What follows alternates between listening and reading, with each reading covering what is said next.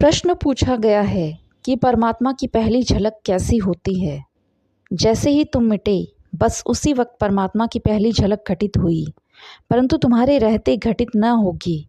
तुम्हारे चाहने मात्र से परमात्मा की पहली झलक तो कभी न होगी। तुम अगर रहे तो झलक नहीं उपलब्ध होगी।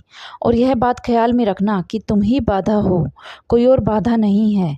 अक्सर लोग सोचते हैं कि कुछ और बाधाएं हैं, कर्म की बाधा है, पाप की बाधा है, और आप यह सोचते हैं कि इन बाधाओं को अगर हटा दें तो परमात्मा की झलक मिल सकती है, परंतु ऐसा कुछ नहीं है। आप भूल में पड़े हैं।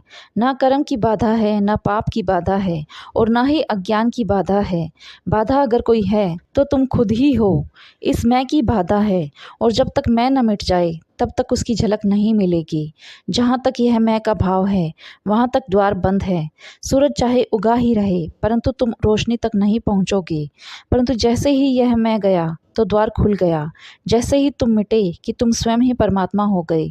परमात्मा की पहली झलक तुम्हारे विसर्जन पर ही होती है। अगर आना है उस प्यारे की दुनिया में तो एक चीज़ को तोड़कर आना होगा। वह जो मैं की जंजीर है उसे तोड़ कर आओ। परंतु अगर तुम अपनी अकल, अपनी होशियारी, अपना चरित्र, अपना त्याग, अपना अनुभव लेकर आए तो उस तक नहीं पहुंच पाओगे। वहाँ न तो बुद्धिमानी की कोई ज़रूरत है, न चतुराई की, न गणित की, न किताब की, न हिसाब की। वहाँ सिर्फ एक बात की ज़रूरत है कि तुम बस खाली होकर आओ। तुम्हारे खाली होने में ही वह पूर्णतया उतरता है। तुम्हारी शून्यता ही बस उसकी पूर्णता को खींच लेती है।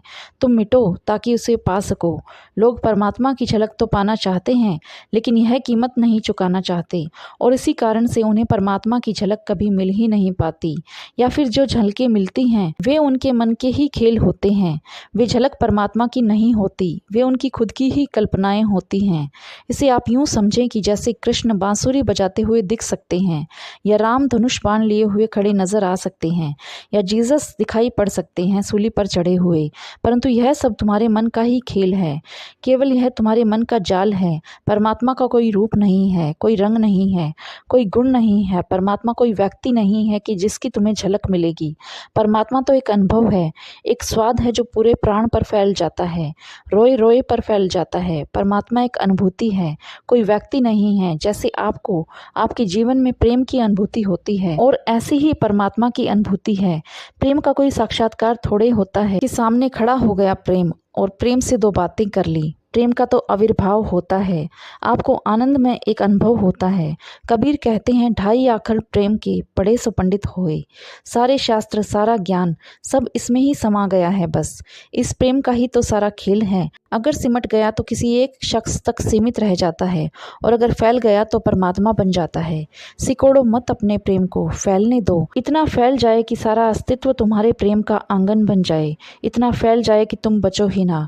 तुम धड़को जगत के प्राणों में, बहो वृक्षों की हरियाली में, खिलो फूलों में, चांद तारों में, पहाड़ों में, पर्वतों में। तुम्हारा प्रेम इतना फैल जाए कि यह जो छोटी सी गांठ तुमने खुद को सिकोड़ कर अहंकार की बना ली है, यह गल जाए। आपका प्रेम किसी एक जगह पर सीमित न रहकर इतना फैल जाए कि अहंकार खो जाए। बस फिर आई उस परम प्यारे की पहली झलक।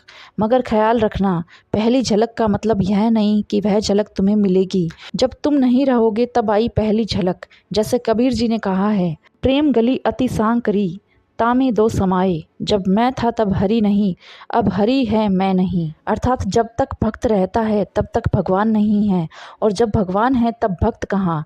भक्त का कभी भगवान से मिलन नहीं हुआ, क्योंकि भक्त मिटा और मिलन हुआ। भक्त ना रहा तो मिलन हुआ। इसीलिए तो अहम ब्रह्मास्मि का उद्घोष उठा। अंततः ऐसी घड़ी आती है जब भक्त तो बसता ही नहीं, भगवान ही शेष रह जाते हैं। उसी घड़ी में उद्घोष उठता है, अहम ब्रह्मास्मि का, मैं ही ब्रह्म हूँ। तो जब तक तुम्हें भगवान अलग दिखाई पड़े तब तक समझना अभी मन के जाल से बाहर नहीं हुए हो। अगर भगवान तुम्हें वहाँ कहीं दूर खड़े हुए दिखाई पड़े तो समझना कि अभी तुम्हारा अहंकार मौजूद है। अभी देखने वाला अगर मौजूद है तो दिखाई पड़ने वाला भगवान कल्पना ही होगा। जब तक दृष्टा मौजूद है तब तक दृश्य तुम्हारी कल्पना का जाल ही होगा। एक ही बचना चाहिए, दृष्टा और दृश्य एक हो जाने चाहिए। उस घड़ी में ही मिलती है पहली झलक।